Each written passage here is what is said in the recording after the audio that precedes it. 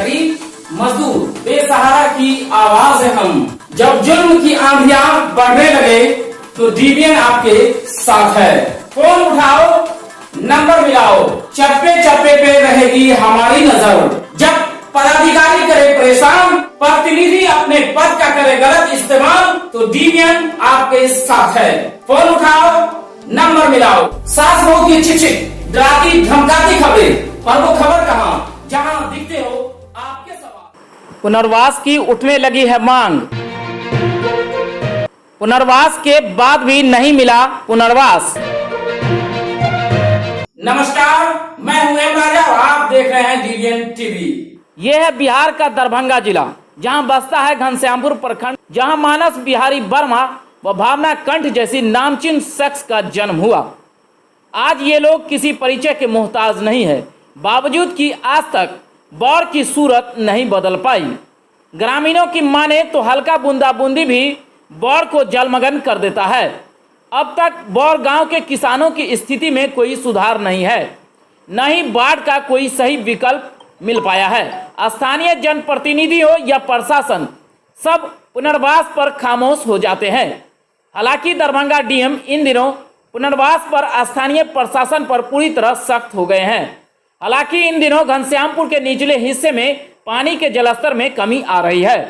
पानी स्टे हो चुका है। बाढ़ से निपटने के लिए स्थानीय प्रशासन भी तैयार है। तो अब सुनिए घनश्यामपुर सीओ दीनानाथ व स्थानीय ग्रामीणों ने क्या कुछ कहा है, आइए जानते हैं। लेकिन उससे पहले एक छोटा सा ब्रेक।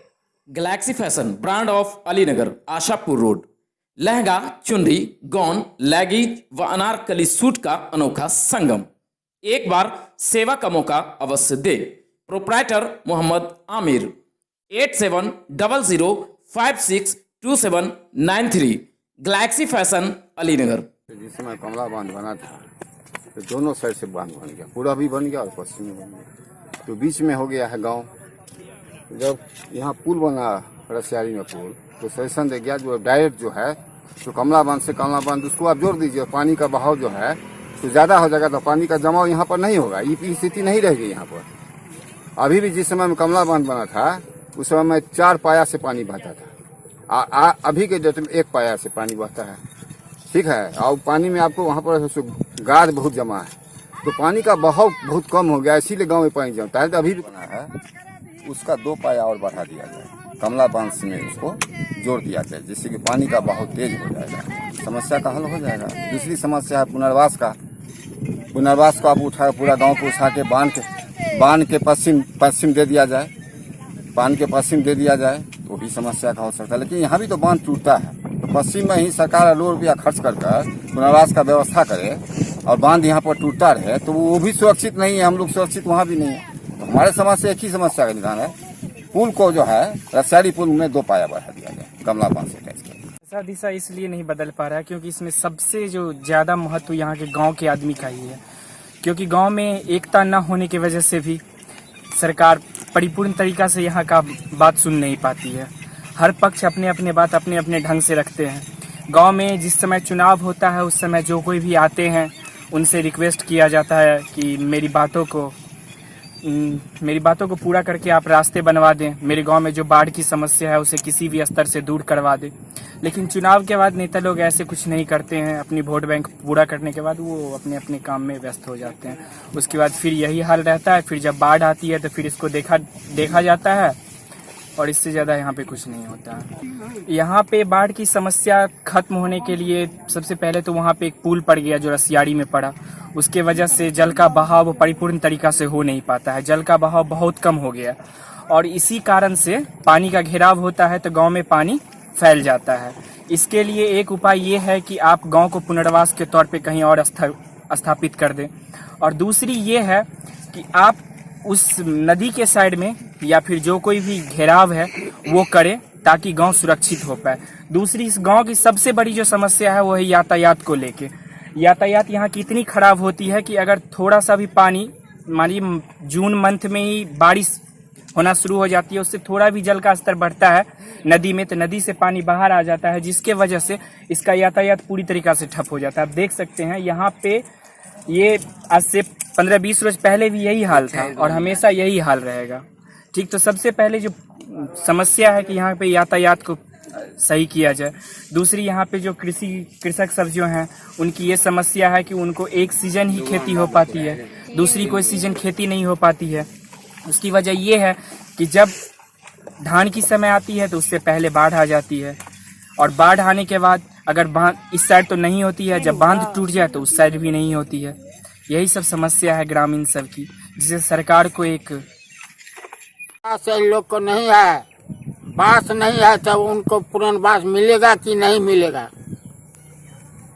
जो हमको पुनर्वास दिया था तो एक वीडियो ने दिया था, जब यहाँ से आया, यहाँ पर मेरा घर था, अभी भी है यहाँ पर जो घर था, तो बांध बनने के टाइम में जो है सो सीओ आया था, और सीओ जो बोला जो यहाँ से हटा लो घर, तो मैंने बोला सर मैं कहाँ जाऊँ, तो उन्होंने बोला जो हम दे रहे हैं आपको जमीन।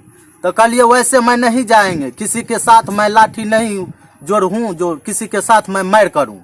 तो कल के ठीक है चलिए जो हम बनवा देते हैं। तो सीओ खुद जाकर वहाँ पर घर जमीन दिखा दिया और बोला जो बना लो। बनाने के बाद क्या हुआ, तो यहाँ का जो है सो बहुत ऐसा नेता है जो बोला जो ये जमीन छोड़ने के लिए। मैंने बोला क्यों, तो ये जमीन बंदोबस्त है। जब बंदोबस्त था तो मुझको सीओ क्यों देता, हाँ? तो उनने जो है सो लाठी लेकर जो है सो लाठी बल सो दबंग सो जो है सो वहाँ से हटा दिया है, और यहाँ पर फिर मैं चला आया हूँ। अब जो सीओ आएगा तो यहाँ से मैं हटने वाला नहीं हूँ। रंजीत चौपाल, घर कुमरोल। बिल्कुल अभी सामान्य है, और पानी जो है नदी के पेट में अभी है, किसी प्रकार की कोई समस्या अभी नहीं है। और हम लोगों के द्वारा लगातार बांध की मॉनिटरिंग की जाती है, और मुझे अभी वो जो विभागीय जो अभियंता है उनसे ये जानकारी मिली है कि जो भी 29-30 सीपेज पाइपिंग जो था उस पर काम कर लिया गया है। कुछ स्थानीय लोगों द्वारा, मुखिया जनप्रतिनिधियों द्वारा और भी कुछ पॉइंट बताया गया है 3-4, उस पर काम चल रहा है। इसके अलावा भी हर जगह फ्लड पाइपिंग का कार्य चल रहा है। पानी अगर आती भी है तो मुझे नहीं लगता है कि समस्या आएगी। फिर भी अगर अत्यधिक पानी आती है तो देखा जाएगा कि इस समय क्या स्थिति बनती है। पुनर्वास को लेकर के एक नया मामला भी उजागर हुआ है। लोग को पुनर्वास मिल जाता है, लेकिन लोग वहाँ पे पुनर्वासित होते नहीं हैं। एक मामला आया है नौटोलिया गिद्धा टोल का, वहाँ पे 1984 में कुछ लोगों को पुनर्वासित किया गया था जस्ट कुमरौल कटान के बगल में, लेकिन किन्हीं के पास कोई भी कागजात नहीं है, कोई जमीनी को पर्चा नहीं है जिससे ये पता चल सके कि इनको दिया गया है, कितना जमीन एक्वायर किया गया है। हम लोगों ने अंचल में उसको खुदवाया है, कागज वो नहीं मिला है। अब हम उसी पुनर्वास से इसको कागज को हम लोग वहाँ से खोजने का प्रयास करेंगे, क्योंकि 1984 का मामला है। वहाँ से कागज मिल जाने के पश्चात कितना जमीन एक्वायर किया गया है उस जमीन को हम लोग को द्वारा पुनः चिन्हित करके संबंधित व्यक्तियों को